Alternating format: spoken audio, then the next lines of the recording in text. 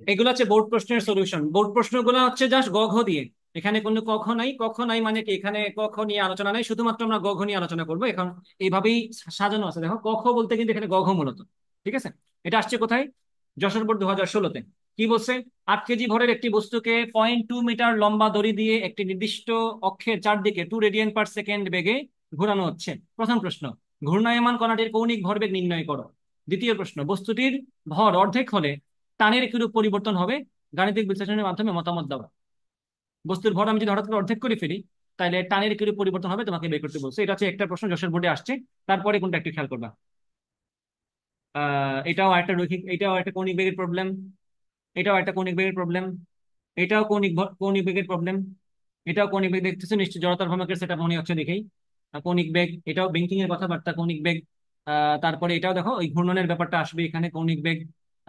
তারপরে এটাও হচ্ছে ব্যাংকিং এর কথাবার্তা, কৌণিক বেগ এটা। ব্যাংকিং, কৌণিক বেগ নিয়ে কথাবার্তা। এই যে নৃত্যশিল্পী নিয়ে কথাবার্তা, মানে ওই ঘুরবে আর কি, এই যে কৌণিক বেগ। আহ এটাও বৃত্তাকার চাকতি নিয়ে কথাবার্তা, কৌণিক বেগ। দেখো, একটাও কি রৈখিক বেগের প্রশ্ন আসছে তোমাদের সামনে এখন পর্যন্ত? না। আমরা সামনে আরো যাই, দেখো ব্যাংকিং, ঘূর্ণন। আবার দেখো এখানে এই যে রকেট নিয়ে কথাবার্তা, কোন বোর্ডে আসছে? এটা কোনো বোর্ডে আসে নাই, সেই জন্য এটা যা ঢুকে গেছে আর কি। বাট বোর্ড প্রশ্নগুলো সবই কি ছিল? কৌণিক বেগ নিয়ে ছিল। পরেরটাতে আসো। এটা এটা আসছে কোথায়? বরিশাল বোর্ড। এই যে এটা হচ্ছে আমাদের একটা রৈখিক বেগের প্রবলেম, সংঘর্ষ নিয়ে কথাবার্তা। একটা আসছে সংঘর্ষ নিয়ে কথাবার্তা রৈখিক বেগ থেকে। এরপরে আসো, এটা কৌণিক বেগ নিয়ে কথাবার্তা। এই যে ঘোরানোর ব্যাপার স্যাপার আসবে, রহিম করিম নিয়ে কথাবার্তা, কৌণিক বেগ। এটাও দেখো জড়তার ভ্রমকের সেটা। তারপরে আসো এখানে ব্যাংকিং নিয়ে কথাবার্তা। তারপরে আসো এখানে তো দেখেই বোঝা যাচ্ছে কৌণিক বেগের প্রশ্ন এটা। এটা এটা আবার আবার এখানে কৌণিক বেগটা স্কিপ করছে। এই দুইটা পাইছি আমরা কৌণিক বেগ ছাড়া। বোর্ডেরটা বাদ দিয়ে যদি বলি, দুইটা পাইছি আমরা কৌণিক বেগ ছাড়া, এই দুইটা। তারপরে দেখো এটা, এই তো তাহলে এতগুলো প্রবলেম দেখলাম। কতগুলো প্রবলেম এখানে দেখছি আমরা একটু বলো তো সিরিয়ালি? 21টা না? সিরিয়ালটা ঠিক আছে না? 21টার মধ্যে দুইটা ছিল রৈখিক বেগের, 18টা ছিল কৌণিক বেগের। তাহলে বলো রেশিওতে কোনটা বেশি? তাহলে পরীক্ষায় কোনটা থেকে প্রশ্ন আসার চান্স বেশি? কৌণিক বেগ। তাহলে পরীক্ষায় যদি প্রিপারেশন দুর্বল থাকে, কোনটা দেখে যাবো? কৌণিক বেগ। রৈখিক বেগটা আমরা তাকাবোই না, কারণ রৈখিক বেগ ইজ অল অ্যাবাউট 9-10। আমি জাস্ট রৈখিক বেগ তোমাকে পড়াইছি, তোমাদেরকে পড়াইছি তোমাদের বেসিক ঠিক করার জন্য। সেই বেসিকটা তোমাদের কাজে লাগবে পুরো ফিজিক্সে, বা চ্যাপ্টারে কাজে লাগবে না বেশি একটা। চ্যাপ্টারে তোমাদের ওই ব্যাংকিং, জড়তার ভ্রমক, চক্রগতির ব্যাসার্ধ, কৌণিক ভরবেগ, কৌণিক গতিশক্তি, এইসবই এইসবই লাগবে। ঠিক আছে। নামাজ থেকে এসে আমি এগুলার কয়েকটা সলভ দিব আর কি, বেছে বেছে কয়েকটা সলভ দিব। তাহলে আমাদের চ্যাপ্টার শেষ হয়ে যাবে আজকে, আশা করি। এটাকে 8 কেজি না? হ্যাঁ, 8 কেজি ভরের। 8 কেজি ভরের একটি বস্তুকে 0.2 মিটার লম্বা দড়ি দিয়ে একটি নির্দিষ্ট অক্ষের চারদিকে 2 রেডিয়ান পার সেকেন্ড বেগে ঘোরানো হচ্ছে। তার মানে তোমাকে ওমেগা দিয়ে দিছে কৌণিক বেগ। তোমাকে দড়ির দৈর্ঘ্য বলছে মানে ব্যাসার্ধ বলে দিছে না? ব্যাসার্ধ বলে দিছে স্মল আর, এবং ভর বলে দিছে স্মল এম। ঘূর্ণায়মান কণাটির কৌণিক ভরবেগের সূত্রটা কি? এল সমান আই ওমেগা। আই মানে কত? এটা কি বস্তু না? বস্তু মানে বিন্দু বস্তু, তাহলে সূত্র একটাই, এম আর স্কোয়ার। তাহলে এম এর জায়গায় বসাবো 8। আচ্ছা, আমি সূত্রটাই লিখে ফেলি। আমি বলবো এখানে এম ইন্টু আর স্কোয়ার কত হবে? আচ্ছা, একবারই লিখে ভেঙেই লিখি, তাহলে পরে আবার অনেকে পিডিএফ দেখতে বুঝবে না। M R square into omega কত? ওমেগা তো আছেই। এম এর জায়গায় বসাবো আমরা 8, আর এর জায়গায় বসাবো আমরা 0.2 স্কোয়ার, ওমেগার জায়গায় বসাবো আমরা 2। এখন গুণ করো, আনসার যা আসবে তাই তোমার আনসার, কৌণিক ভরবেগ। ঠিক আছে। আচ্ছা, তারপরে এটাকে কি আরেকটা সূত্র দিয়ে আমরা করতে পারি না? এটা কি? এমভিআর। আমরা চাইলে এমভিআর দিয়ে করতে পারি। এমভিআর দিয়ে করলে কি হবে? 8 কেজি বললাম। বেগের মানটা, বেগ সমান কি, ভি সমান কি ওমেগা আর না? আমরা সেটা ইউজ করবো, ভি সমান ওমেগা আর ইন্টু আর এর জায়গায় তার বসাবো, ঘুরে ফিরে কিন্তু আর স্কোয়ারটাই আসবে আর কি। বুঝে গেছে কি, বুঝছো কিনা? আশা করি বুঝছো এটা, পারবা এটা করতে। এমভিআর, তাহলে এটা হবে এম ইন্টু ওমেগা ইন্টু আর। দেখো, খেয়াল করো, যারা নতুন আসছে তিনজন, এই যে একজন, তিনজন। 8 কেজি ভরের একটি বস্তুকে 0.2 মিটার লম্বা দড়ি দিয়ে একটি নির্দিষ্ট অক্ষের চারদিকে 2 রেডিয়ান পার সেকেন্ড বেগে ঘোরানো হচ্ছে। প্রথম প্রশ্ন, ঘূর্ণায়মান কণাটির কৌণিক ভরবেগ কত? কৌণিক ভরবেগ মানে কি আই ওমেগা না? কৌণিক ভরবেগ মানে কি এম ভি আর না? যেটা তোমার ভালো লাগে। কৌণিক ভরবেগের এই সূত্রটা তোমরা কই পড়ছিলে একটু বলো তো? কেমিস্ট্রিতে পড়ছিলে কোথায়? পরের মডেলের কত নাম্বার স্বীকার্য এটা? 2 নাম্বার নাকি 3 নাম্বার এটা? 3 নাম্বারটা, আচ্ছা প্রথমটাকে তোমরা হিসাব করছো, তাহলে ঠিক আছে, ঠিক আছে, এটা 3 নাম্বার স্বীকার্যই বলো। এম ভি আর, এম এর জায়গায় কি বসাবো? ভর। বি মানে কি আমরা ওমেগা জানি না?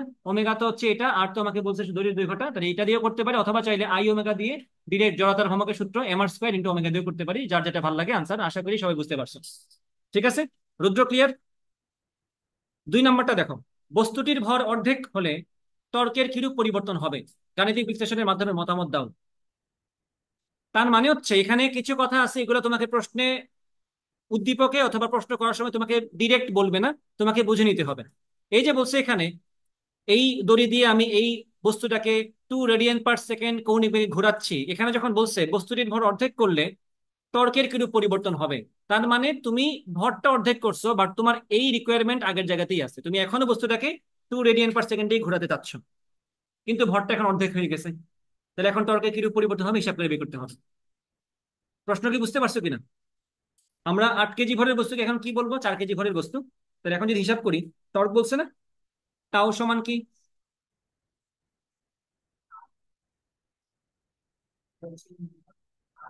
টাও সমান, দাঁড়ো দাঁড়ো দাঁড়ো দাঁড়ো দাঁড়ো দাঁড়ো, এখানে চেক চেক করতে হবে একটা জিনিস এখানে। টাও সমান তো আমরা আই আলফা জানি, তাই না? বাট এখানে কি আই আলফাটা আসবে? আই আলফা কেন আসবে না? কারণ এখানে তার কৌণিক বেগটা কনস্ট্যান্ট। কৌণিক বেগ যদি কনস্ট্যান্ট হয়, কৌণিক বেগের পরিবর্তনের হারটা কি ত্বরণ না? ত্বরণটা কি এখানে শূন্য না? এই সূত্র দিয়ে তুমি এখানে আসলে কাজ করতে পারবে না। তার মানে F is equal to M A তখন কাজ করে যখন আমার এটা থাকে। বুঝছো কিনা? তুমি এখানে এফ সমান এম এ নিয়ে কাজ করতে পারবে না, মানে এখানে টাও সমান আই আলফা দিয়ে তোমার কাজ হবে না। তাহলে কি করা যায় এখানে? ও না, এখানে তো এটা দিয়ে কাজ করতেছে। হ্যাঁ, যা বললাম উল্টা হয়ে গেল কেন?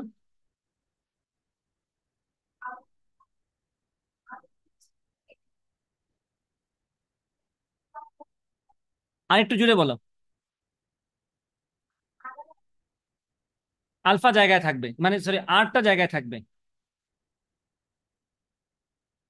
একটু দাঁড়াও একটু দাঁড়াও একটু দাঁড়াও একটু ওয়েট।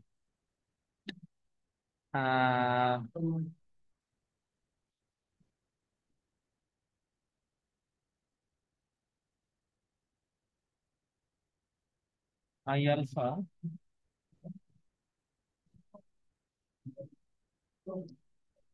দাঁড়াও চেক করি বলি এখানে।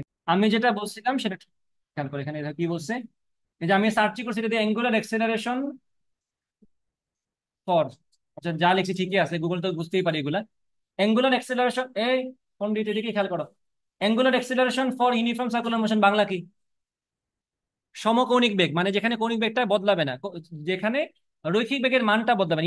ইউনিফর্ম সার্কুলার মোশন কি? যে বৃত্তাকার গতিতে কৌণিক বেগের মানটা বদলায় না, সেটা হচ্ছে আমাদের ইউনিফর্ম সার্কুলার মোশন। কারণ বেগের মান বদলাচ্ছে না মানে কি, ভি সমান ওমেগা, ওমেগাও বদলাচ্ছে না। তাহলে এখানে হচ্ছে এটা একটা ওমেগা কনস্ট্যান্ট। এখন আমি বলছি angular acceleration for uniform circular motion, তো যে কৌণিক বেগের, যে বৃত্তাকার গতির কৌণিক বেগের মান বদলায় না, তো সেই বৃত্তাকার গতির আমার ত্বরণ কেমনে আসবে? মান তো বদলাচ্ছে না। হুম, তুমি তো কাটতেছো, কাটার ব্যাপারটা তো আসবে না। কথাটা হচ্ছে কনসেপ্টের।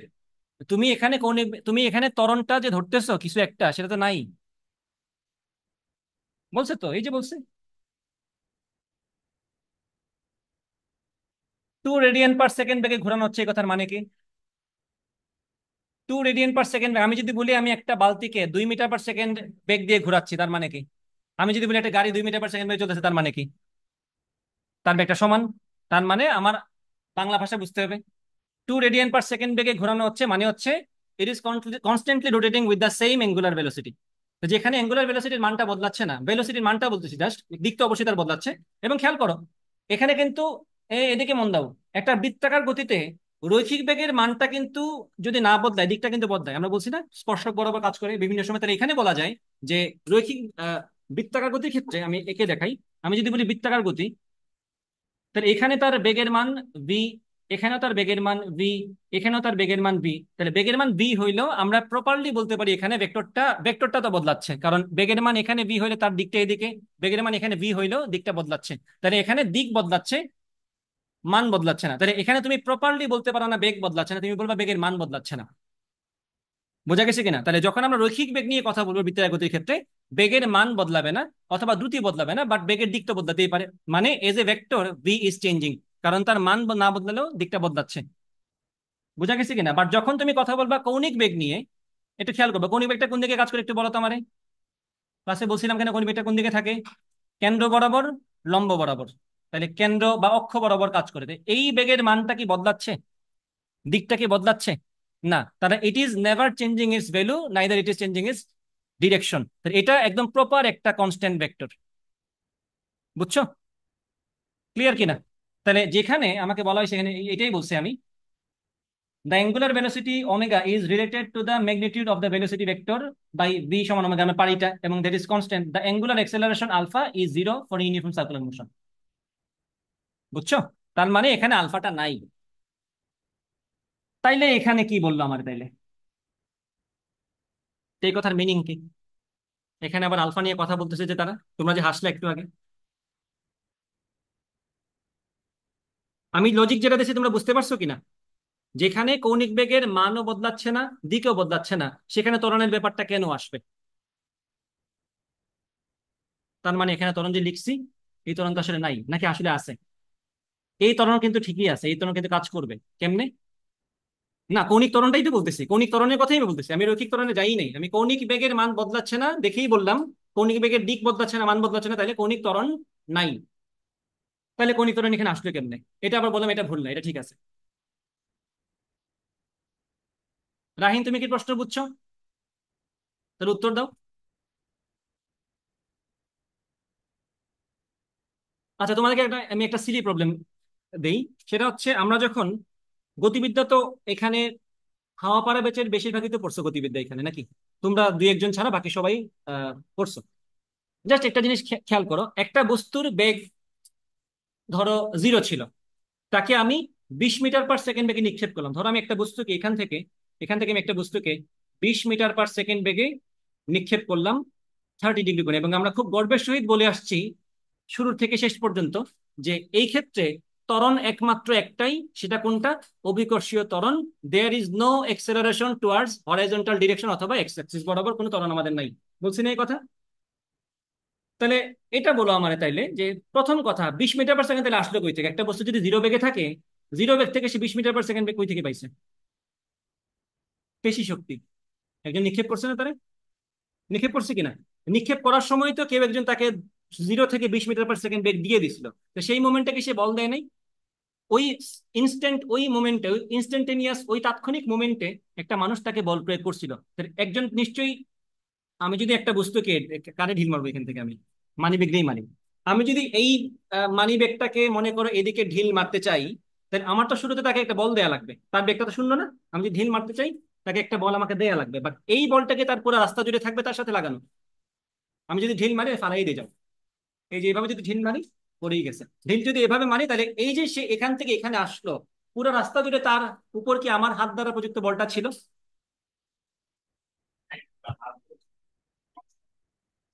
হ্যাঁ, সেটা তো আমি আসতেছি একটু পরে। একটা ক্রিকেটার যখন ব্যাটের দিয়ে বলকে বাড়ি মারে, বল কি যখন উপরে থাকে তখন কি তার মনে থাকে ব্যাটের সাথে লেগে আছে এরকম কিছু? মানে কি তার ব্যাটের কথা মনে থাকে তখন? সে তো ব্যাটকে ভুলে যায়। বাড়িটা কখন মারে? ওই ওই মোমেন্টে যখন বাড়ি মারতেছে, তখন ওই মোমেন্টে কিন্তু বলটা কাজ করে, ওই মোমেন্টেই ত্বরণটা থাকে। ওই মোমেন্টের পরে কিন্তু এই ব্যাটের সাথে তার কোনো কানেকশন থাকবে না। বোঝা গেছে কিনা? তাহলে এই যে আমরা ক্রিকেট বলকে নিক্ষেপ করলাম, ধরো বাতাসের বাধা নাই, ক্রিকেট বলকে যদি নিক্ষেপ করি, এই যে সে এই রাস্তা ধরে এখান থেকে এই যে খেয়াল করে, এখান থেকে যদি এখানে আসতেছে, তাহলে এই পুরো রাস্তা জুড়ে তার উপর কিন্তু এই এখানে যে একটা বল দিয়েছিলাম তার কোনো এফেক্ট কিন্তু নাই। নাহলে কিন্তু আমি এটা বলতে পারতাম, একটা বস্তুকে যখন আমি নিক্ষেপ করতেছি এই বরাবর, তাকে অবশ্যই আমি এই বরাবর একটা বল দিছি। তা আমি যদি তাকে এই বরাবর বল দেই, তাহলে এই বরাবর বলে কি আমার এক্স অক্ষ বরাবর রূপাংশ নাই? আমি যদি তাকে থিটা কোণে নিক্ষেপ করি, আমি অবশ্যই বল প্রয়োগ করছি থিটা কোণে, তাহলে এই বলের কি এক্স অক্ষ বরাবর রূপাংশ আছে না এফ কস থিটা? এই বলে কি ওয়াই অক্ষ বরাবর রূপাংশ আছে এফ সাইন থিটা? তো যদি এক্স অক্ষ বরাবর বল থাকে, তাহলে এক্স অক্ষ বরাবর বলকে আমরা যদি ভর দ্বারা ভাগ করি, আমাকে তাহলে এক্স অক্ষ বরাবর ত্বরণ পাচ্ছি না? কিন্তু আমরা তো এই চ্যাপ্টার পড়ার সময় বলছিলাম বারবার যে এক্স অক্ষ বরাবর কোনো ত্বরণ থাকে না। তাহলে এটাকে, এটা হচ্ছে ইনস্ট্যান্টেনিয়াস এক্সেলারেশন, যেটা ওই মোমেন্টের জন্য ওই বস্তুর বেগকে 0 থেকে 20 বা 30 বা 40 বা 50 বা 100 বা 160 মিটার পার সেকেন্ড করে ফেলছে, ইনস্ট্যান্টেনিয়াস ওই মোমেন্টটা। এই ত্বরণ কিন্তু আর কখনোই তার লাইফে আসে নাই পুরো রাস্তা জুড়ে। এই জন্য এটার স্পেন এতটাই সামান্য, তাকে আমরা হিসাব থেকেই বাদ দিয়ে কথা বলি। মনে হয় যেন এটা আউট অফ নো এর একটা 20 মিটার পার সেকেন্ড বেগ পাইছে, যেই বেগ পাওয়ার জন্য যে ত্বরণটা তার পেছনে কাজ করছে, বা যে তারা বাড়ি মারছিল বা তারা কিক করছিল, তার কথা আমরা বলি না পরে। বুঝতে পারছো কি বলছি? ক্লিয়ার তো? তার মানে হচ্ছে এই যে তাকে আমি 20 মিটার পার সেকেন্ড বেগটা দিলাম, সেটা অবশ্যই শূন্য বেগে ছিল। তারা নিক্ষেপ করার সময় সে 20 পেয়ে গেলে কেমনে? তার মানে খুব কম সময়ের মধ্যে তাকে আমি এই ব্যাগটা দিয়ে দিয়েছি, 0 to 20 তাকে আমি খুব কম সময়ের মধ্যে নিয়ে গেছি। এটা অলমোস্ট দেখতে মনে হয় এরকম যে সে পুরো সে শুরুই করছে 20 মিটার/সেকেন্ড বেগ, বা আসলে সে শুরু থেকে শূন্য দিয়ে শুরু করছিল। বাট যেহেতু ব্যাপারটা ইনস্ট্যান্টেনিয়াস, বাড়ি মারা মাত্রই তার ব্যাগটা চলে আসছে একটা, সেজন্য আমি দেখি এটা। বাট তার কিন্তু অবশ্যই লাইফে 18 আসছিল, তার লাইফে অবশ্যই 17 আসছিল, তার লাইফে অবশ্যই শূন্য ছিল। শূন্য থেকে সে 18 20-এ আসছে অনেক কম সময়ের মধ্যে, সেটা আমরা দেখি না আসলে। বুঝতে পারছো কিনা? তাহলে এই যে 0 থেকে 20-এ আসার তার যে জার্নিটা, এখানে অবশ্যই বল ছিল, এখানে অবশ্যই ত্বরণ ছিল। কারণ যখনই তুমি বলবা ব্যাগটা 0 থেকে 20-এ হয়ে চলে আসছে, তাহলে অবশ্যই ত্বরণ ছিল। ত্বরণ না থাকলে বেগ কেমনে বদলায়? আর ত্বরণ ছিল মানে কি, বল ছিল। বোঝা গেছে কিনা? তাহলে এখানে যে কথাটা বলতে চাচ্ছে তারা, সেটা হচ্ছে তুমি ওই যে শুরুতে তাকে একটা টর্ক দিবা না, জোরে একটা বাড়ি মারবা না, ওই শুরুর দিকের যে বাড়িটা, সেই বাড়ির পরিমাণ তোমাকে বের করতে বলছে। টর্ক, ওই মোমেন্টের টর্ক।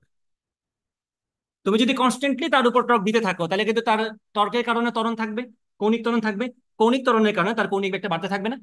আমি যদি তাকে কন্টিনিউয়াসলি ধাক্কা দিতে থাকি 20 নিউটন দিয়ে, একটা বস্তুর ভর মনে করো 2 কেজি, জাস্ট এইভাবে চিন্তা করো, একটা বস্তুর ভর মনে করো 2 কেজি, তাকে আমি 20 নিউটন বল দিলাম, তার ত্বরণটা কত হবে তাহলে? 10 মিটার/সেকেন্ড স্কয়ার। এখন আমি যদি তাকে বল প্রয়োগ করে 10 সেকেন্ড যাব, তাহলে 2 মিটার/সেকেন্ড, কি কি জানি বলছিলাম, লিখে লিখেই বলি তাহলে তোমাদের নোটটা থাকবে। আমি একটা বস্তুর উপর বল প্রয়োগ করলাম 20 নিউটন, তার ভর ছিল কত? 2 কেজি। এখন এই ক্ষেত্রে ত্বরণটা কত আসবে? 20/2 সমান 10 মিটার/সেকেন্ড। এখন আমি তোমাকে বললাম এই বলটা এই বস্তুর সাথে কানেক্টেড ছিল মাত্র 0.001 সেকেন্ড, সামান্য সময়ের জন্য ছিল। তাহলে ওইটুকু সময়ে তার বেগটা কত হবে? বি সমান আদিবেগ তো শূন্য, এটি এ কত 10 ইন্টু 0.001, যেটা আসছে ধরুন সেটা, এটি সময়টা বললাম না। তো এইটুকু সময়ের মধ্যে তার বেগটা কত হবে? 0.01 মিটার/সেকেন্ড। এই যে তার বেগটা আসলো, এই বেগটা কই থেকে আসছে? এই বলের জন্যই তো আসছে। বাট এই বলটা কি এখন তার উপর কাজ করতেছে আর 0.001 সেকেন্ডের পরে? না, এরপরে কিন্তু সে অন ইটস ওন চলতেছে। ব্যাপারটা বোঝা গেছে কিনা? এবং যেহেতু এই বলটা এখন আর তার উপর, ধরো আমি বল প্রয়োগ করছিলাম এখানে, এটা 0.001 সেকেন্ড স্থায়ী ছিল, এরপরে আমি বলটা উইথড্র করে ফেলছি, বাকি সময়টা সে কিভাবে চলবে? সমবেগে চলতে থাকবে। ঠিক আছে কিনা? এই হচ্ছে কথা। এখন সিম্পলি এটার ব্যাখ্যা বোঝাই, এটা এত কিছু বোঝার আসলে প্রয়োজন পড়বে না, এটা একটু বোঝার চেষ্টা করবা তোমরা। এই যে আমরা লিখলাম টাউ সমান তো আই আলফা, আমরা জানি যেমনটা আমরা জানি এফ সমান এম এ, সেরকম ভাবে আমরা জানি টাউ সমান আই আলফা। জাস্ট ওইটার রৈখিক ভার্সনটাকে কণিক ভার্সনে নিয়ে আসো, এফ সমান এম এর জায়গায় টাউ সমান আই আলফা। যদি আমি বস্তুর ভর অর্ধেক করে ফেলি, তাহলে জড়তার ভ্রামক কি হবে? অর্ধেক। ভর অর্ধেক মানে জড়তার ভ্রামক অর্ধেক। জড়তার ভ্রামক যদি অর্ধেক হয়, এবং আমি যদি ওই বস্তুর বেগটাকে আবার 0 থেকে 2 রেডিয়ান/সেকেন্ডে নিয়ে আসতে চাই, একটু খেয়াল করবা, বস্তুর বেগের বৃদ্ধির জন্য কিন্তু আমার আলাদাভাবে কোনো ত্বরণ চেঞ্জ হবে না। আমার আদি বেগটা, এই যে কৌণিক বেগ আগে কত ছিল? 0। 0 থেকে আমি কততে নিয়ে আসলাম? 2 রেডিয়ান/সেকেন্ড। এখন আমি চাচ্ছি নতুন করে, নতুন যে অর্ধেক ভরের বস্তুটা আসছে, তারও আমি চাচ্ছি 0 থেকে 2 রেডিয়ান/সেকেন্ডে নিয়ে আসতে। এখানে কি ভরের কোনো হিসাব আছে? ভরের তো হিসাব নেই, কেন? কারণ ভি সমান ইউ প্লাস এটি, এখানে কিন্তু ভর আসতেছে না। তার মানে আমার আলফাটা আগে যা ছিল এখনো তাই আছে। মানে আগের বার 0 থেকে 2 রেডিয়ান/সেকেন্ডে নেওয়া আমার টার্গেট ছিল, এখন আমার 0 থেকে 2 রেডিয়ান/সেকেন্ডে নেওয়ারই টার্গেট। তার মানে আলফা দুই ক্ষেত্রেই আমার সেম। ইনস্ট্যান্টেনিয়াস যে আলফাটা, সেটা আমার অবশ্যই দুইটাতে সেম। তাহলে আমার এখানে মানে এখানে আমার কনসার্নটা কোথায়? ভরটাকে অর্ধেক হয়ে গেছে না? ভর যদি অর্ধেক হয়, তাহলে আমার টর্কটা কত দেওয়া লাগবে? টাও সমান যেহেতু আই আলফা, তাহলে আমার টর্কটা, ভর যেহেতু অর্ধেক হয়েছে, আমার টর্কটা অর্ধেক দেওয়া লাগবে। ব্যাপারটা সিম্পলি এটা, যে একটা বস্তুকে আমি 2 মিটার/সেকেন্ড স্কোয়ার ত্বরণ দিতে চাই, তার ভর আগে ছিল 8 কেজি, তাহলে বল কত দিতে হবে? 8 × 2 = 16। এখন যদি বলি তার ভর এখন হয়ে গেছে 4 কেজি, ত্বরণটা আমার এখনো 2 মিটার/সেকেন্ড স্কোয়ারই আছে, তাহলে এখন থেকে আমার বল কত দিতে হবে? অর্ধেকটা, আগে যা দিয়েছেন তার অর্ধেকটা দিতে হবে। সিম্পল ব্যাপার। বোঝা গেছে কিনা? ক্লিয়ার তো? যে কথাগুলো বললাম তোমরা কি বুঝতে পারছো? সো এখানে অনেক কিছুই বলে নাই যেটা আমি তোমাদের বলছি, এবং সেটাও তোমরা অনেকেই তোমাদের এডমিশন আসতে আসতে আবার ভুলে যাবা, আবার বাস খাবা, আবার বলবা এগুলো তো ভুলে, এগুলো তো আমাদেরকে পড়ায় নেই। বুঝছো? মানুষ ভুলে যায় আসলে, তাই আমি রেকর্ড রাখি, বলবো এই যে দেখো তোমাদের পড়াইছি, রেকর্ড আছে। ঠিক আছে? সাক্ষী। সবাই কি বুঝতে পারছে কি বললাম? এটা এতটা জটিল প্রশ্ন না, যেটা এত জটিল এখানে করা হয়েছে, এত জটিল না জিনিসটা। ঠিক আছে? আর এত সিম্পল না যেটা সিম্পলি লিখে ফেলছে। ঠিক আছে? এই যে আমি এটা দেখি কি বলছিলাম না শুরুতে, এখানে তো কৌণিক বেগটা কনস্ট্যান্ট, ত্বরণ থাকবে না। ত্বরণ থাকবে না সেটা সত্য, বা ত্বরণ থাকবে সেটাও সত্য। ত্বরণ কখন থাকবে? ওই ওই মোমেন্টের তাকে যে বেগ দেওয়ার জন্য, কৌণিক বেগ দেওয়ার জন্য তার যে একটা নিড আছে না, সেই মোমেন্ট পর্যন্ত আমাকে ত্বরণ দিতে হবে। বোঝা গেছে কিনা? 1 নাম্বার ডান, তাইলে যশোর বোর্ড 2016 ডান। পরেরটাতে আসো, এটা।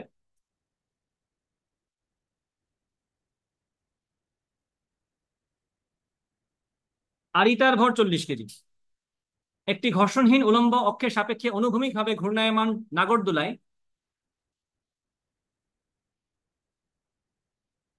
ঘূর্ণায়মান উলম্ব অক্ষের সাপেক্ষে ঘূর্ণায়মান নাগরদোলা এমনি হয় কেমনে? নাগরদোলা কি এমনি থাকে না? এটা কি নাগরদোলা? এটাই বলছে, এই যে দেখো, একটি ঘর্ষণহীন উলম্ব অক্ষের সাপেক্ষে অনুভূমিক ভাবে ঘূর্ণায়মান নাগরদোলায়, মানে এটা বিশাল একটা অবস্থা। এই যে এইরকম একটা নাগরদোলা চলতেছে, সে জিনিসটা হচ্ছে এরকম, এইভাবে ঘুরতেছে নাগরদোলাটা। আচ্ছা, নাগরদোলার প্রান্ত বিন্দুতে চড়ে 25 মিটার বেশ বিশিষ্ট বৃত্তাকার পথে প্রতি মিনিটে সে 10 বার ঘুরতেছে। আরিতা ধীরে ধীরে কেন্দ্রের দিকে আসতে কেন? আরিতা ধীরে ধীরে কেন্দ্রের দিকে আসতে থাকে, কেমনে আসতেছে সে? ও, ওটা তো তার নাগরদোলার ভিতরে, সে মনে করি এখানে লাগানো ছিল। মনে করো এই হচ্ছে সিচুয়েশনটা, মনে করো এই হচ্ছে সে ছিল এখানে, এটা হচ্ছে মনে করো নাগরদোলাটা, এটা হচ্ছে কেন্দ্র, এই যে এটা চাকতির মতো ঘুরতেছে আর কি। তো সে মনে করি এখানে ছিল একটু আগে, এখন সে আস্তে আস্তে হাই, এটা এটা কিন্তু ফ্লোর, আস্তে আস্তে সে আস্তে আস্তে কেন্দ্রের দিকে আসতেছে, হাইটা এটা ভিতরে কিন্তু এটা একটা কম্পার্টমেন্টের মতো জিনিসটা ঘুরতেছে, জাস্ট সে জাস্ট কোণা থেকে মাঝখানের দিকে আসতেছে, অক্ষের দিকে, কেন্দ্রের দিকে। লাগানো তো, কম্পার্টমেন্ট তো।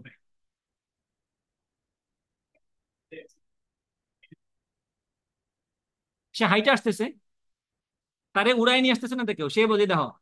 আর এটা ধীরে ধীরে মানে কি, কোনো মতে ক্রল করে করে বা ধরে ধরে যেমনি হোক সে আসতেছে, হ্যান্ডেল ম্যান্ডেল মনে করে আছে ওখানে, ধরে ধরে আসার একটা ব্যবস্থা আছে। অবশ্যই তুমি যদি কিছু না করো এমনি পড়ে থাকো, তাহলে তো যদি এনাফ টর্ক থাকে তোমাকে উড়াই নিয়ে যাবে, তাই না? সামহাও সে আসতেছে, এই হচ্ছে কথা। সামহাও থেকে নিয়ে আসতাম, প্রশ্ন করছে।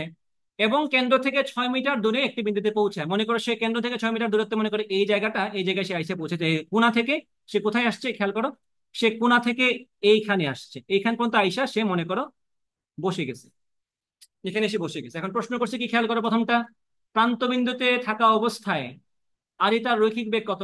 এটা তো সহজ ম্যাথ। রৈখিক বেগের সূত্রটা কি? বি সমান ওমেগার, ওমেগা কত তোমাকে বলছে না? কত বলছে দেখো তো ওমেগার মানটা। প্রতি মিনিটে 10 বার ঘুরে, প্রতি মিনিটে 10 বার ঘোরা মানে কি, আমরা কৌণিক বেগ কত পাচ্ছি? ওমেগা সমান 2π × n/t, কত? 60। তাহলে ভাগ করে কত আসে? হ্যাঁ, এই যে এইটা আছে নাগরদোলা, এই যে কে এখানে, এটা কে? তুমি একটু এটাকে এদিকে ঘোরাও, হয়েছে, আর লাগবে না। হ্যাঁ বলো, কি বুঝে নাই বলো। মনে করো এই হচ্ছে নাগরদোলা, এটা এমনি ঘুরতেছে, এই হচ্ছে কেন্দ্রটা, ঠিক আছে? এই হচ্ছে কেন্দ্রটা, এটা এমনি ঘুরতেছে, এমনি ঘুরতেছে। সে একজন একদম কোনায় ছিল, সে হাইটা হাইটা কেন্দ্রের দিকে আসতেছে, এবং সে কেন্দ্র থেকে কতটুকু দূরত্বে এসে বসছে? 6 মিটার দূরত্বে এসে বসছে। ব্যাসার্ধটা কত ছিল? বেশ 25 মিটার, তাহলে ব্যাসার্ধ কত হবে? 12.5 মিটার। 12.5 মিটার ব্যাসার্ধের একদম পরিধিতে সে ছিল বসা। সে আস্তে আস্তে হাইটা হাইটা বা সামহাও সামহাও যেভাবেই আসুক সে আসছে, কতটুকু ভিতরে আসছে? কেন্দ্র থেকে 6 মিটার দূরত্বে এখন সে এসে থামছে। এই হচ্ছে উদ্দীপক, বুঝা গেছে? ওকে, এখন আসো। এইটা তো সবাই বুঝছো, ভি সমান যে ওমেগার সূত্রটা, ওমেগা সমান 2π/n/t, 0 0 কাটা। তারপরে আমরা এখানে বলতে পারি π/3। এদিকে মন দাও, বাজার পাশে দিছে কেন? তোমাদের দিয়ে তোমাদের পিটাবো জানো, বেদ দিয়ে বলবো এরে মারো, তাহলেই হবে। ওকে, ওমেগা সমান π/3, এটা কি কৌণিক বেগ, আমি এখানে π/3 বসাই। π/3, আমি কি হিসাব ঠিক করলাম? হ্যাঁ, হ্যাঁ ঠিকই তো আছে, π/3। আর আর কত বলো তো, ব্যাসার্ধ কত? 12.5। তাহলে ভি সমান ওমেগার থেকে আমরা এখান থেকে সুন্দর মতো তার রৈখিক বেগটা পেয়ে যাবো মিটার পার সেকেন্ড। এটাই তোমাকে প্রশ্ন করছে প্রথমটা, প্রান্ত বিন্দুতে থাকা অবস্থায় আর এটার রৈখিক বেগটা কত। বোঝা গেছে কিনা? তুমি বুঝছো? তুমি বুঝছো? আরিতা প্রান্তবিন্দু থেকে কেন্দ্রের দিকে আসলে তার কৌণিক ভরবেগের কোনো পরিবর্তন হবে কিনা তা গাণিতিক বিশ্লেষণের মাধ্যমে পর্যালোচনা করো। কৌণিক ভরবেগের সূত্রটা কি একটু বলো তো আমাকে। এল সমান আই ওমেগা, জড়তার ভ্রামক ইন্টু কৌণিক বেগটা হচ্ছে কৌণিক ভরবেগ। এখন বলছে এই যে সে মাঝখানে চলে আসলো, তাতে তার কৌণিক ভরবেগের কোনো পরিবর্তন হবে কিনা। হবে, ডেফিনেটলি হবে। মাঝখানে যদি চলে আসে, জড়তার ভ্রামক কি কমে যাবে না ওভারঅল? তাহলে তার আগে ছিল 12.5 মিটার ব্যাসার্ধে, এখন আসছে কত, এখন আসছে 6 মিটার ব্যাসার্ধে। ডেফিনেটলি ব্যাসার্ধ কমে গেলে জড়তার ভ্রামক অবশ্যই কমবে, আর জড়তার ভ্রামক কমবে। কিন্তু আমাদের এই যে নাগরদোলাটা, সে কিন্তু কনস্ট্যান্টলি কৌণিক বেগটা সেম রাখতেছে। তোমার ব্যাসার্ধের উপর কিন্তু তোমার কৌণিক বেগটা নির্ভর করতেছে না, কৌণিক বেগ ইজ অলওয়েজ কনস্ট্যান্ট। আমি যদি বলি এখানে কৌণিক বেগ কত, এটা যা, এখানে কৌণিক বেগ একদিকে তাই হবে। এখানে দূরত্ব বেশি হোক বা কম হোক, রৈখিক বেগটা বদলাবে কিন্তু কৌণিক বেগটা কিন্তু বদলাবে না। কৌণিক বেগটা সবসময় প্রশ্নে যা দেয়া আছে বা যেটা থাকবে সেটাই থাকবে। তুমি এখন একদম প্রান্তে থাকো, একদম মাঝখানে আসো, একদম অক্ষের কাছাকাছি চলে আসো, কৌণিক বেগের মানটা সবসময় সেম থাকবে। তাহলে আমার যদি এখানে কৌণিক বেগটা কনস্ট্যান্ট থাকে, আর আমার যদি জড়তার ভ্রামকের উপর নির্ভরশীলতা চলে আসে, তার মানে কি এল সমান আই ওমেগা যদি হয়, তাহলে তার, সে যদি কেন্দ্রের দিকে চলে আসে, তাহলে অবশ্যই আগে ব্যাসার্ধ ছিল 12.5, এখন ব্যাসার্ধ কত, 6। তো 6 যদি ব্যাসার্ধ হয়, অবশ্যই জড়তার ভ্রামকটা কমে গেছে। তাহলে তোমরা যেটা করবা, বলবা L2/L1 সমান এই যে I1 ওমেগা 1/I2 ওমেগা 2, যেখানে ওমেগা কনস্ট্যান্ট, আমরা বলবো এখানে I2 omega divide by I1 omega. Omega omega কাটা কেন কাটছি বুঝতে পারছো নিশ্চয়ই, ওমেগা অবশ্যই বদলাবে না, কারণ ওমেগা বদলানোর কোনো সুযোগ নাই। I2/I1 এ কি আসবে, এখানে I2 মানে কি M R2 স্কোয়ার। এটা কি এই নাগরদোলার সাপেক্ষে কি মানুষটা একটা বিন্দু বস্তু না? তাহলে আমি বলবো এখানে M R2 স্কোয়ার, কি লিখলাম এটা, কালার চেঞ্জ করে দাঁড়ো, এম ইন্টু, পরের বার ব্যাসার্ধ কত, 6 স্কোয়ার, আর নিচে কত, এম ইন্টু 12.5 স্কোয়ার, তাহলে এম এমও কাটা। তাহলে এই যে 6/12 এর বর্গ করলে যা হয় তাই হচ্ছে আমার কৌণিক ভরবেগের অনুপাত। তো আমি বলবো এখন নতুন কৌণিক ভরবেগটা কত হবে, L2 সমান 6/12.5 করে যা হয় ইন্টু L1, এই হচ্ছে আমাদের নতুন কৌণিক ভরবেগ। তাহলে অবশ্যই এটা বদলাবে। বোঝা গেছে কিনা?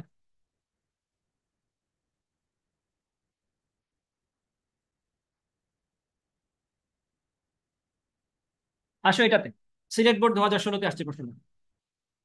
কি বলছে দেখো, এটা অবশ্য উদ্দীপকের চিত্র দেখে বোঝা কষ্ট, আমি বুঝাই দিব তোমাদের।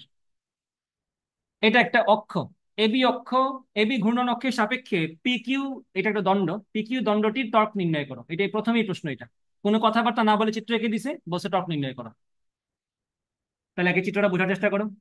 এই যে পি কিউ যে দণ্ডটা, এটা কিন্তু এবি অক্ষকে কেন্দ্র করে এভাবে ঘুরতেছে মূলত। এটার কথা, এই লাইনটা ভুলে যাও, জাস্ট মনে রাখো এটা একটা দণ্ড, এভাবে আঁকো এটাকে। এই হচ্ছে আমাদের পি কিউ দণ্ড। আমি আলাদা করে আঁকি এটা। এই হচ্ছে আমাদের এবি অক্ষ, এই হচ্ছে আমাদের এই অক্ষকে কেন্দ্র করে ঘূর্ণনশীল পি কিউ দণ্ডটা।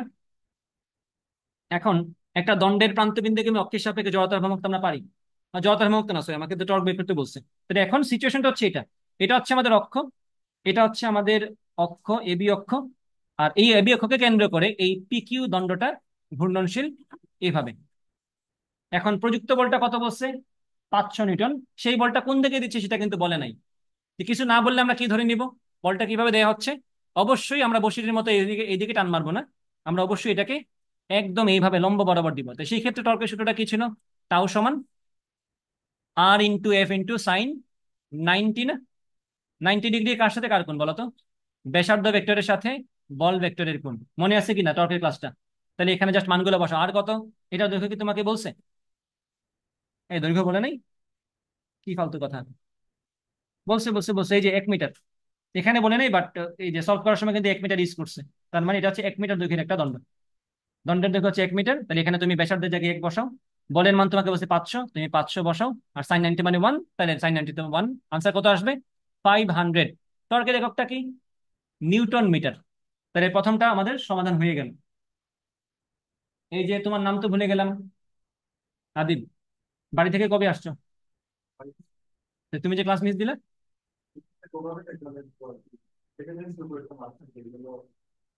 ও আচ্ছা, কোথায় গেছিলা? ও আচ্ছা, ঠিক আছে। খতে আসো, যদি ঘূর্ণন অক্ষ এবি পিকিউ দণ্ডটির প্রান্তবিন্দু হতে পরিবর্তন করে মধ্যবিন্দুতে নেওয়া হয়, তবে কোন ক্ষেত্রে জড়তার ভ্রামক বেশি হবে? আমরা কি সেটা পারি না? মাঝখানে আসতে কি জড়তার ভ্রামকটা একটু কমে যাবে না? 1/3 ml স্কোয়ার, যেখানে প্রান্তে কত ছিল, 1/12 ml স্কোয়ার। আমরা কি সেটা সূত্র দিয়ে বের করতে পারি না? বাট তোমাকে কি বলছে, উত্তরের সঙ্গে গাণিতিক যুক্তি দাও। গাণিতিক যুক্তি তো মুখস্থ সূত্র না।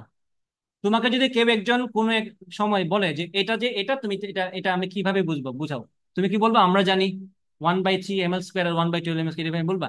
না, তুমি অবশ্যই তাকে বুঝাইতে বুঝাইতে হবে। যদিও এখানে বুঝাই নাই, তাতে আমাদের কাছে আসা যায় না। বুঝছো কিনা? আমরা কিভাবে বোঝাবো এটা তাদেরকে? ক্যালকুলাস দিয়ে করাইছে না তোমাদের ক্লাস ম্যাথ? অথবা ক্যালকুলাস দিয়ে যদি নাও করো, এটলিস্ট না, ক্যালকুলাস দিয়ে এটা করলে বেটার হবে। আমরা তো 4 মার্ক দরকার নাকি? 4 মার্ক যদি দরকার হয়, তোমাকে বলছে গাণিতিক যুক্তি প্রদর্শন করো। তুমি গাণিতিক যুক্তি প্রদর্শন করবা কি দিয়ে? আমরা জানি 1/3 ml² ইজ নট গাণিতিক যুক্তি, এটা হচ্ছে মুখস্থ যুক্তি। তুমি 1/3 দুনিয়ার সবাই জানে 1/3 ছোট, 1/3 বড়, 1/12 ছোট, সবাই জানে এটা। তো গাণিতিক যুক্তি কেমন হলো এটা? গাণিতিক যুক্তি মানে ক্লাসে তোমাদেরকে আমি যেভাবে প্রমাণ করে দেখাইছি, এই যে ডিএক্স ধরে ধরে এভাবে ওভাবে করবা, আহ ওইভাবে আর কি। তুমি 4 মার্ক ডিজার্ভ করো। আর এইভাবে করলে 4 মার্ক তুমি ডিজার্ভ করো না, বাট বোর্ডের এটা মাহাত্ম্য তোমাদের জন্য, তোমাদেরকে মার্ক দিয়ে দেওয়া হবে। বুঝছো কিনা? তা তোমরা অবশ্যই ক্লাসে প্রমাণ তো দেখছো, এগুলো তোমরা করতে পারবা। আর মুখস্থটা তো এমনি সবাই পারো, এটাতে আমার আর কিছু করার নাই, এটা তোমাদের ডান সলভ। এটাতে আসো। 5 কেজি ভর এবং 30 সেন্টিমিটার, এতগুলো খুলে আছে কেমনি? যাও যাও, বিদায়। হ্যাঁ, 5 কেজি ভর এবং 30 সেন্টিমিটার ব্যাসার্ধের একটি চাকা মিনিটে 60 মিটার, 60 বার ঘুরতেছে। আচ্ছা সরি, 60 বার ঘুরতেছে। চাকাটিকে 5 সেকেন্ডে থামানোর জন্য 0.45 নিউটন মিটার টর্ক প্রয়োগ করা হলো। চাকাটির কৌণিক ভরবেগ নির্ণয় করো। উদ্দীপকে উল্লিখিত সময়ে চাকাটিকে থামানো যাবে কিনা যাচাই করো। করো, যাচাই যাচাই করো, খাতা কলম খুলে ম্যাথটা করো সবাই। দেখো কি বলছে, চাকাটির কৌণিক ভরবেগ কত? কৌণিক ভরবেগের সূত্রটা কি? কৌণিক ভরবেগ মানে কি এটা না, এল সমান আই ওমেগা না? এখন এই চাকাটা বলতে আমরা কোন ধরনের চাকা বুঝবো বলো তো? এটা কি ডিস্ক, নাকি এটা রিক্সার চাকার মতো চাকা? ডিস্কের মতোই হওয়ার কথা। চাকা বললে চাকতি ধরে ফেলাটাই বেটার, চাকতি যেটা সলিড থাকে। তাহলে তার সূত্রটা কি? ½ mr²। আমি যদি বলি আই ওমেগা, তাহলে কি হবে? ½ mr², সাথে ওমেগাটা নাও। মিনিটে 60 বার ঘোরা মানে কি? 2π × 60 / 60, কাটাকাটি করে 2π রেডিয়ান পার সেকেন্ড থাকবে। এখান থেকে তোমরা কৌণিক ভরবেগটা পেয়ে যাবে। বাট এখানে কি ধরছে দেখো তো, mr²। এটা এটা কি ধরছে? রিং এর মতো বা রিক্সার চাকা ধরে ফেলছে। বাট আমরা ধরছি কোন চাকতি? সলিড চাকতি, যেটাকে আমরা ডিস্ক বলে থাকি, সেটা ধরছি আমরা। এটা এটা আসলে সিকিউতে এটা ম্যাটার করবে না, কিন্তু এটা ম্যাটার করবে এমসিকিউতে, কারণ আনসারটা একটাই থাকবে। আচ্ছা, হতে উদ্দীপকে উল্লিখিত সময়ে চাকাটি থামানো যাবে কিনা। সে কি যাচ্ছে 5 সেকেন্ডে, থামানোর জন্য কত টর্ক দিছে? 0.45। আমরা তাহলে দেখবো 0.45 নিউটন মিটার টর্ক দিলে কৌণিক মন্দনটা কত আসে, বা এইভাবে দেখতে পারি। আমি যদি চাই সে 5 সেকেন্ডে থেমে যাক, আমরা এই সূত্র ইউজ করতে পারি কিনা, যে ভি সমান ইউ প্লাস এটি। তাহলে শেষ কৌণিক বেগটা কত? Omega zero. আদি কৌণিক বেগটা কত? 2π। তাহলে ভি সমান you plus alpha into T. 5 সেকেন্ডে থামতে হবে না? আমরা দেখবো এখানে আলফাটা কত আছে। আলফা কত আসে বলতো? -2π/5। এটা হচ্ছে আমাদের আলফার মানটা।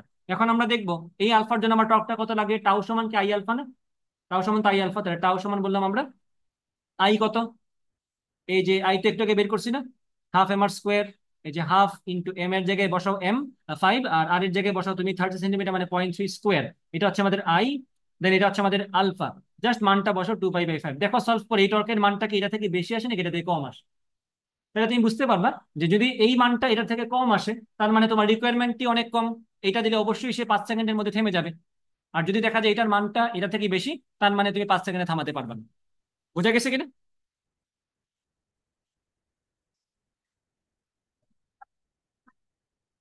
করা যাবে। তুমি দুই ভাবেই করতে পারো। তুমি হয় সময় বের করো, অথবা এইভাবে বের হিসাব করে টর্ক বের করো। দুই দুই ওয়েতেই কোনো সমস্যা নেই। একটা ওয়ে হচ্ছে তুমি এইভাবে 0.45 নিউটন মিটার টর্ক প্রয়োগ করলে সময় কতটুকু লাগবে থামতে বের করা। দেন তুমি দেখলে সেই সময়টা আমাদের টার্গেট থেকে কম, তাহলে অবশ্যই থামানো যাবে। আর আমরা করছি কি, সময়টা নিয়ে দিয়ে আমরা টর্কটা বের করছি, রিকোয়ার্ড টর্কটা কত, দেখা গেলো সেই টর্কটা অবশ্যই এটা থেকে কম। তাই ঘুরে ফিরে তো সেম কথাই। বোঝা গেছে কিনা?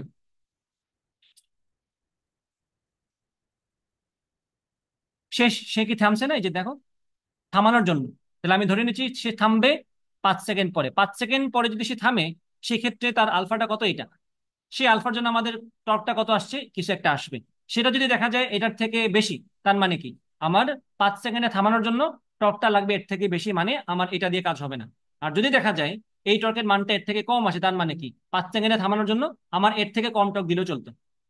আর ও যেভাবে করছে এই মাত্র বললো, সেটা হচ্ছে কি, তুমি এই টর্কটা দিয়ে আলফাটা বের করো, দেন সেই আলফা দিয়ে তুমি বের করে কখন থামবে। সেখানে তার সময়টা কত আসছে? 3 পয়েন্ট সামথিং। তাহলে যেহেতু এই টর্ক দিয়ে 3 সেকেন্ডেই থেমে গেছে, তাহলে 5 সেকেন্ড আমার জন্য অনেক বড় সময়, আমি অবশ্যই 5 সেকেন্ডের মধ্যে তাকে থামাতে পারবো। বুঝছো, দুইভাবে চিন্তা করতে পারে, কোনো সমস্যা নেই। এই রুদ্র, কি গল্প লাগাইছো কেন? হ্যাঁ, ওকে, তাহলে আমাদের 4 নাম্বার শেষ হয়ে গেছে, তুমি আসো। আছে আছে আছে, তোমরা এদিকে থাকো, তোমরা এদিকে থাকো। কেউ আছে মানে হচ্ছে সে গায়েব হয়ে গেছে এরকম না, জাস্ট তার মেন্টালি সে ক্লাসে আছে কিনা এটা হচ্ছে।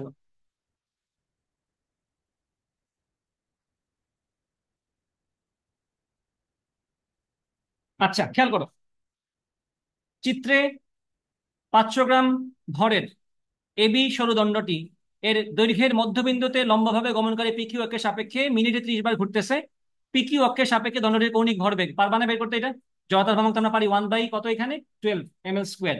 এটা মাথায় রাখবা, 3 মার্কের প্রশ্ন মানেই হচ্ছে তোমাকে সূত্র মুখস্থ পারার কথা। তুমি সূত্র বসাবা, আনসার করবা, তার সেই জন্য তার নামটা কি? প্রয়োগমূলক। আর এখানে তোমাকে বলবে ব্যাখ্যা করতে, তার মানে এটার নাম কি? উচ্চতর দক্ষতামূলক। মানে কি, তোমার যদি এখানে ব্যাখ্যাটা যা সূত্র দিয়ে হয়ে যায় তাহলে কিন্তু হবে না, একটু বাংলা কথাবার্তা তোমার লাগবে এখানে। ঠিক আছে? আচ্ছা, যাই হোক, এগুলো তোমরা প্র্যাকটিস করতে করতে নিজেরাই শিখে যাবে যে 3 মার্কের প্রশ্ন কেন আনসার করতে হয়, আর 4 মার্কের প্রশ্ন কেন আনসার করতে। 4 মার্কের প্রশ্ন ডিফল্টই কঠিন থাকে। ঠিক আছে, এমনিই তোমার ব্যাখ্যা করতেই হবে। আচ্ছা, যাই হোক, এটা পারবা। 4 মার্কে কি বলছে? এক্স ওয়াই অথবা পি কিউ কোন অক্ষের সাপেক্ষে দণ্ডটির জড়তার ভ্রামক বেশি হবে, এটাকে একটু আগে আমরা দেখে আসলাম না? এখানেও সিমিলারলি আমার মনে হয় এই যে 1/12 আর 1/3 দিয়ে করে ফেলছে। আহ, যদি মনে হয় তোমার পক্ষে আসলে ক্যালকুলাসে যাওয়া সম্ভব না, তাহলে এইভাবেই করে দিও, স্যার মার্ক দিবে। বাট আমার কাছে যৌক্তিকভাবে এটা ফুল মার্ক পাওয়ার যোগ্যতা রাখে না, এটা 3 মার্ক পাওয়ার যোগ্যতা রাখে। 4 মার্ক পাওয়ার জন্য একটু বেশি কষ্ট করতে হবে। বুঝছো? আসো 6 নাম্বারে। 100 মিটার ব্যাসার্ধের একটি বাঁকে 30 কিলোমিটার/আওয়ার বেগে বাঁক নিতে গিয়ে একটা বাস রাস্তা থেকে ছিটকে খাদে পড়ে যায়। উদ্দীপকের উল্লিখিত রাস্তার ব্যাংকিং কোণ নির্ণয় করে, যেখানে এটা বলছে এটা 8 মিটার, এটা হচ্ছে 0.4 মিটার। তুমি এই হাইট আর এই প্রস্থ দেখেই বুঝবা এখানে কোনটা যে ছোট। এটা কত বলছে? 0.4 মিটার, মানে বিশাল ছোট একটা হাইট। আর এটা 8 মিটার, বিশাল লম্বা একটা লেন্থ। তাহলে অবশ্যই অনুপাতটা অনেক ছোট। তার মানে কোণের মানটা অবশ্যই সাইন থিটা সমান টেন থিটা বলার মতো। আর চাইলে নিজেই তো ক্যালকুলেটরে বের করে দেখা যায় কোনটা কত আসে। ওকে, প্রথম প্রশ্ন, উদ্দীপকের উল্লিখিত রাস্তার ব্যাংকিং কোণ কত নির্ণয় করো। কি করবো আমরা? সাইন থিটা সমান কি? আমি জেনারেল ওয়েটা দেখাচ্ছি তোমাদেরকে, খেয়াল করবা। সাইন থিটা সমান কি? 0.4/8। তাহলে থিটা সমান কত আসবে? এটা কি 4/80 না? কি করছি এটা? কত আসে থিটাটা একবার বলে দাও।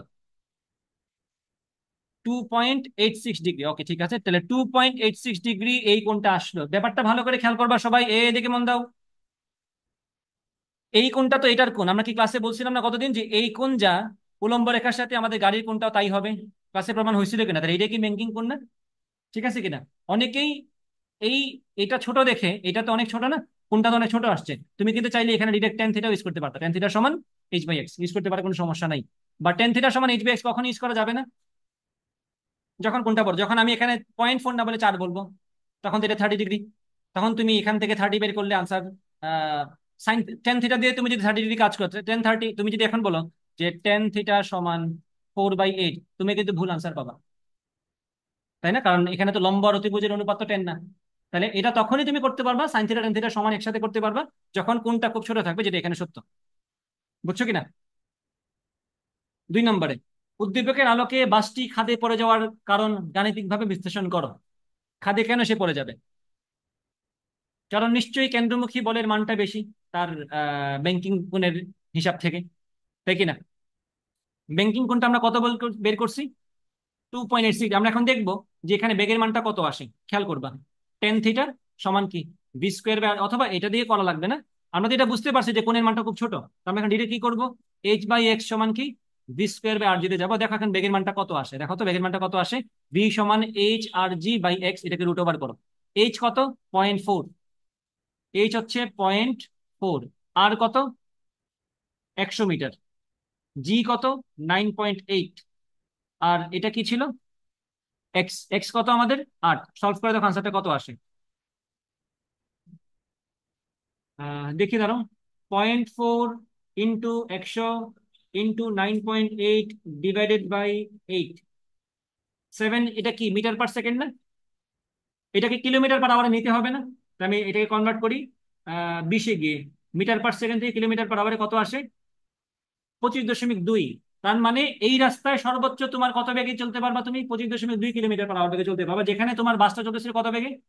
30 কিলোমিটার পার আওয়ার বেগে। তার মানে তোমার এই রাস্তায় এটা ছিটকে পড়ার কারণটা হচ্ছে ম্যাক্সিমাম রাস্তা তোমাকে যা প্রোভাইড করতে পারে তুমি তার থেকে বেশি বেগে যাচ্ছ, তাই তোমার পক্ষে এখানে থাকা সম্ভব না, তুমি ছিটকে পড়ে যাবা। বোঝা গেছে কিনা? 6 নাম্বার ডান। আসো এখন 7 নাম্বারে। একটি রাস্তার প্রস্থ আছে কি বার? তাহলে বৃহস্পতিবার লাগবে। একটি রাস্তার প্রস্থ 16 মিটার এবং বাঁকের এটা পারবা। 7 নাম্বার ডান। নয়ন 25 গ্রাম ভরের একটি পাথর খণ্ডকে 1 মিটার দীর্ঘ একটি সুতার সাহায্যে বৃত্তাকার, আমি এতক্ষণে রিল বানাইলাম আর কি। নয়ন 25 গ্রাম ভরের একটি পাথর খণ্ডকে 1 মিটার দীর্ঘ একটি সুতার সাহায্যে বৃত্তাকারে পথে ঘোরাচ্ছে। পাথর খণ্ডটি প্রতি সেকেন্ডে 5 বার ঘুরছে। পাথরের ঘূর্ণন সংখ্যা একই রেখে সুতার দৈর্ঘ্য যদি দ্বিগুণ করা হয়। আচ্ছা, এটা করা হয়েছে পরবর্তীতে, মানে পাথরের ঘূর্ণন সংখ্যা একই রেখে সুতার দৈর্ঘ্য দ্বিগুণ করা হলো। সুতা সর্বাধিক 40 নিউটন বল সহ্য করতে পারে। প্রথম প্রশ্ন, প্রথম ক্ষেত্রে পাথরটির কৌণিক ভরবেগ কত হবে? দ্বিতীয় প্রশ্ন, নয়ন সুতার দৈর্ঘ্য দ্বিগুণ করে ঘূর্ণন সফলভাবে সম্পন্ন করতে পারবে কিনা গাণিতিকভাবে যাচাই করো। প্রশ্ন বুঝতে পারছো কিনা? প্রশ্ন আরেকবার পড়ো, বাংলা সবাই পড়ো।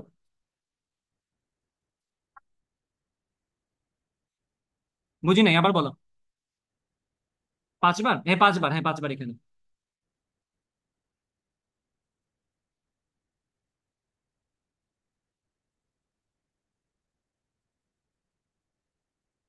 ছোটটা কি?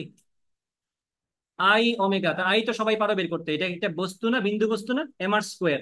তাহলে I omega, M R square. আর ওমেগাটা কি হবে? কিভাবে ঘুরতেছে সে? প্রতি সেকেন্ডে 5 বার, তাহলে কি আসবে? 2π × 1 / 5। ও সরি, 2π × 5 / 1। এখান থেকে সলভ করলে তো আমরা কৌণিক ভরবেগটা পেয়ে যাবো নাকি? তাহলে আই ওমেগা হচ্ছে আমাদের কৌণিক ভরবেগ এল।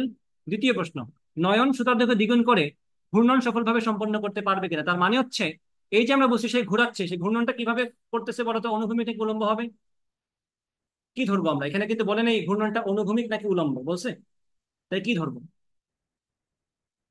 এই পণ্ডিত, উলম্ব ধরে কেমনে মিলাবা? উলম্ব ধরলে কি হিসাব কঠিন হয়ে যায় না? ওজন, তারপরে টান, তারপরে কোনাকুনি আরো হিসাব নিকাশ আছে না? যদি কিছু না বলে আমরা সিম্পলি অনুভূমিক ঘূর্ণন ধরে ফেলবো।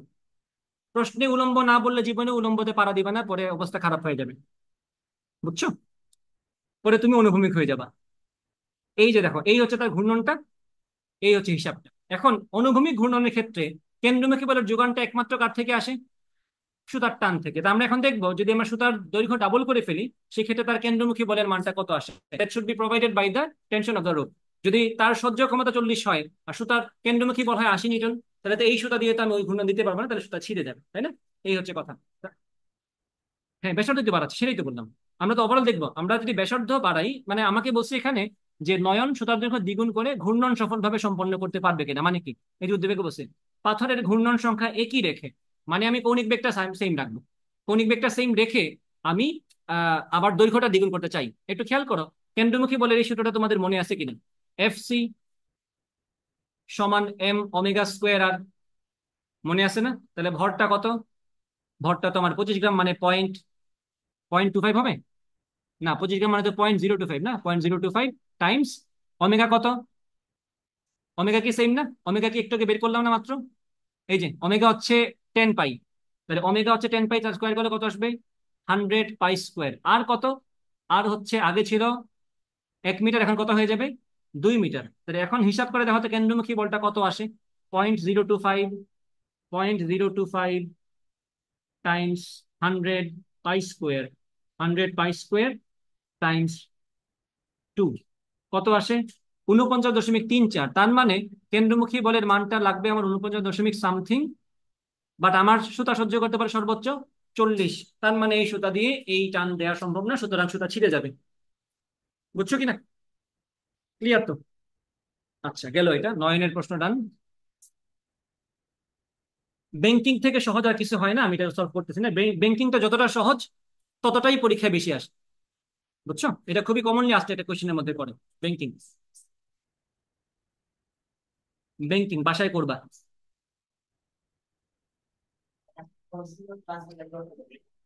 তুমি আবার রেকর্ড চাইতেছো মানে আমি 3 বার দিয়ে দিছি অলরেডি লিঙ্ক।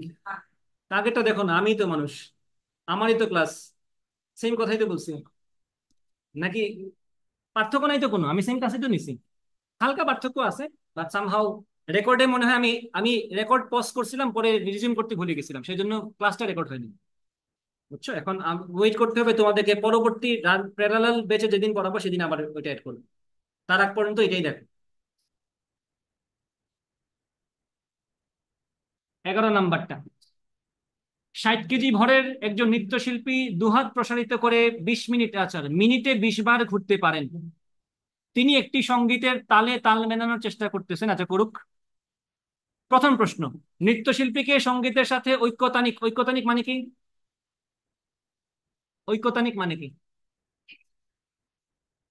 সঙ্গীতের সাথে ঐক্যতানিক কেমনে হয়?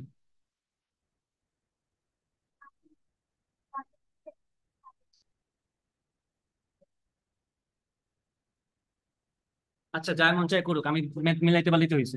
নৃত্যশিল্পীকে সঙ্গীতের সাথে ঐক্যতানিক হতে মিনিটে 30 বার ঘোরালে জড়তার ভ্রামক দ্বয়ের তুলনা করো।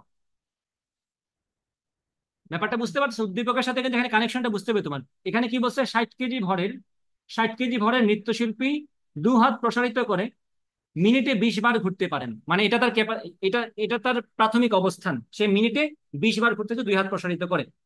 60 কেজি ভরের সে। পরবর্তীতে বলছে, ও যে এটা হচ্ছে তোমার গানের সাথে একে তাল মেলানোর জন্য, মানে বিট মেলানোর জন্য একটু স্পিড বাড়াতে হবে, তার এই হচ্ছে কথা। তো নৃত্যশিল্পীকে সঙ্গীতের সাথে ঐকতানিক হতে এখন সে মিনিটে 30 বার ঘোরাতে যাচ্ছে, মানে সে এখন মিনিটে 30 বার ঘুরতে যাচ্ছে। সেক্ষেত্রে দুই ক্ষেত্রে তো জড়তার ভ্রামক চেঞ্জ হতে পারে। বলছে জড়তার ভ্রামকদের তুলনা করো। প্রশ্ন কি বোঝা গেছে কিনা? তুলনা করতে বলছে মানে কি, আগের বারের জড়তার ভ্রামক আর এখনকার বারের জড়তার ভ্রামক, এটা তোমাকে হিসাব করতে বলছে। আচ্ছা, তারপরে বলছে উদ্দীপকের নৃত্যশিল্পীর পরিবর্তিত কৌণিক গতিশক্তি দ্বিগুণ হবে কিনা। কারণ কি, সে কি এখন মিনিটে 30 বার ঘুরতেছে, মানে কি সে কি এখন স্পিডটা বাড়াই দিচ্ছে না? তার ঘূর্ণনের আগে ঘুরতেছে মিনিটে 20 বার, ঘুরতেছে মিনিটে 30 বার, তার অবশ্যই কৌণিক বেগ বেড়ে গেছে। এখন বলছে কৌণিক গতিশক্তি দ্বিগুণ হবে কিনা। কৌণিক গতিশক্তিতে চলে গেছে এখন কিন্তু তারা। তারপর বলছে বিষ্ণুর উপর মতামত, তাহলে প্রথমটা আমরা সলভ করি। প্রথমে সে ঘুরতেছিল কিভাবে? মিনিটে 20 বার। আচ্ছা, মিনিটে যদি সে, আচ্ছা তুলনা করতে বলছে কি, জড়তার ভ্রামক বদলাবে কেন তার?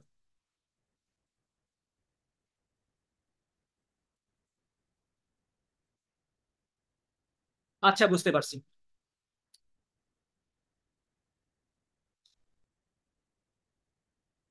ওকে, বুঝলাম বুঝলাম কাহিনী। হুম। আমরা কৌণিক ভরবেগের সংরক্ষণ করছিলাম না? মনে আছে কিনা? তার মানে তাকে কি বাইরে থেকে কেউ কোনো বল প্রয়োগ করতেছে? সে একবার ঘোরা শুরু করছে, এখন সে তার মতো করে, তাকে একটা মানুষ চিন্তা না করে তাকে একটা খেলনা চিন্তা করো। মনে করে একটা পুতুল আমি রেখে দিয়েছি, সে ঘুরতেছে, হঠাৎ করে পুতুল হাত এমনি করে ফেলছে, প্রেশার তো বেড়ে গেছে। যেটাই হোক, একটু আগে সে ঘুরতেছিল এমনি 20 বার করে মিনিটে, এখন সে ঘুরতেছে 30 বার করে মিনিটে, তাই না? এখন বলছে আহ জড়তার ভ্রামক মানে কোন ক্ষেত্রে, এই ক্ষেত্রের সাথে এই ক্ষেত্রে জড়তার ভ্রামকের তুলনা করতে বলছে। তাহলে দুই ক্ষেত্রের মধ্যে আমার পার্থক্যটা কোন জায়গায় একটু বলো তো। একবার মিনিটে 20 বার, একবার মিনিটে 30 বার, মানে কৌণিক বেগটা বদলে গেছে। তাহলে কৌণিক বেগ যদি বদলে যায়, আমাদের জড়তার ভ্রামক এমন ভাবে বদলাবে যাতে করে গুণফলটা সেম থাকে। কারণ আমরা কি করছি, বাহ্যিক কোনো টর্ক যদি কাজ না করে, তাহলে একটা সিস্টেমের আদিতে কৌণিক ভরবেগ আর শেষে কৌণিক ভরবেগ সমান থাকতে বাধ্য। বোঝা গেছে কিনা? আমি মানুষের কথা না বলে পুতুলের কথা কেন বললাম? কারণ পুতুল অথবা কোনো একটা অবজেক্ট যেটা জড় পদার্থ, সেটা দিয়ে ইমাজিন করতে তোমার সহজ হবে। তারা আমি একবার ঘুরে ছেড়ে দিছি, এখন যদি চাই সে মিনিটে 30 বার ঘুরুক, তাহলে কি তার জড়তার ভ্রামকটা, তার কি তার কৌণিক বেগটা বেড়ে গেছে না? তাহলে জড়তার ভ্রামকটা এমন ভাবে চেঞ্জ হবে যাতে করে গুণফলটা সেম থাকে। এখানে খেয়াল করো, L1 সমান কি I1 ওমেগা 1, L2 সমান কি I2 ওমেগা 2। এখন আমরা যেটা করব, এই যে এখানে এটাই করতেছে আসলে। আই তো করাই তো আছে, আমি দেখাই দিই এখানে। I1 ওমেগা 1 সমান I2 ওমেগা 2 না? এখন জাস্ট বলছে I2 সমান কত, ওমেগা 1/ওমেগা 2 ইন্টু I1। জাস্ট দুই দুইবারের কৌণিক বেগটা আলাদা করে লিখছে, একটা একটা হচ্ছে মিনিটে 20 বার, এটা হচ্ছে মিনিটে 30 বার, জাস্ট অনুপাত করছে। আনসারটা কত আসছে? 2/3 ইন্টু I1। তো এই হচ্ছে আমাদের I2 আর I1 এর অনুপাত। I2 ইস্টু I1 কত হবে? I2/I1 কত হবে আমাদের? 2:3। বোঝা গেছে কিনা? এটা কিন্তু সহজ, জাস্ট তোমার মনে রাখা লাগবে এখানে কৌণিক ভরবেগের সংরক্ষণশীলতা কাজ করবে। কৌণিক ভরবেগের সংরক্ষণশীলতা এখানে কাজ করবে। বোঝা গেছে? ক্লিয়ার?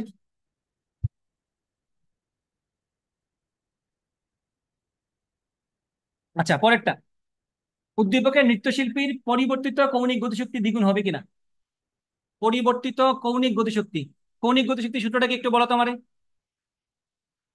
হাফ এম ভি স্কোয়ারের মতোই, হাফ আই ওমেগা স্কোয়ার। এখন কৌণিক গতিশক্তি দ্বিগুণ হবে কিনা কিভাবে চেক করব?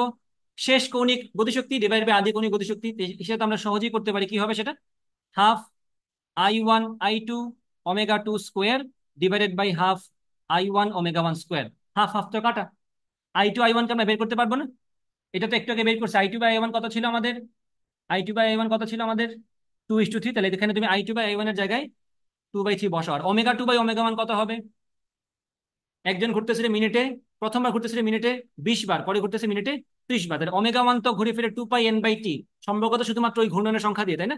তো আমি এখানে সিম্পলি জাস্ট বলবো ওমেগা টু পরে আসবে না, তাহলে এখানে আসবে 30 ডিভাইডেড বাই 20 ইন্টু এখানে স্কোয়ার। তাহলে 3/2 স্কোয়ার কত হয়? 2/3 টাইমস 9/4। 3 দিয়ে এটাকে কাটলে 3 হয়, 2 দিয়ে এটাকে কাটলে 2 হয়, তার আনসার হবে 3:2। অর্থাৎ অনুপাতটা হবে 3:2। অর্থাৎ জড়তার ভ্রমণের অনুপাত যা, কৌণিক গতিশক্তির অনুপাতটা ঠিক তার উল্টা, কারণ আর তো কিছু বদলায় নাই। বুঝতে পারছো কিনা? তো এই ধরনের প্রশ্ন কিন্তু পরীক্ষায় আসে, কৌণিক পোর্শন থেকেই পরীক্ষায় প্রশ্ন বেশি আসবে। ঠিক আছে, তাহলে ফিজিক্স আজকে এটুকুই থাকুক। যারা ম্যাথে আসো থাকো, যারা ফিজিক্সে আসো চলে যাও।